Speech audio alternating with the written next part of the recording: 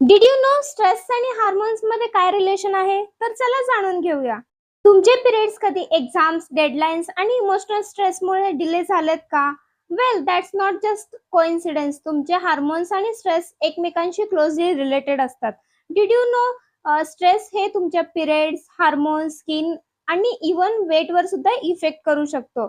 जेव्हा तुम्ही स्ट्रेसमध्ये असता तेव्हा तुमची बॉडी कॉर्टिझोल नावाचा हार्मोन सिक्रेट करतं. हा हार्मोन जर थोड्या प्रमाणात सिक्रेट होत असेल तर ठीक आहे, ते नॉर्मल आहे. बट जेव्हा तुम्ही सतत स्ट्रेसमध्ये असता तेव्हा हा हार्मोन तुमच्या बॉडीतल्या इतर हार्मोन्सचा बॅलन्स डिस्टर्ब करतो.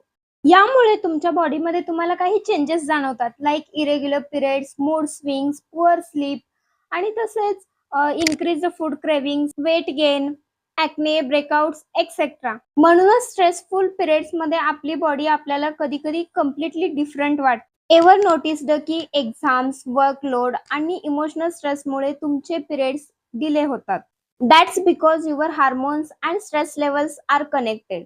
म्हणूनच मेंटल हेल्थची केअर घेणं म्हणजेच हार्मोनल हेल्थची सुद्धा केअर घेणे.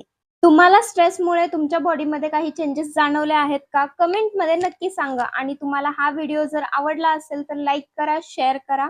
Follow for health awareness and informational video.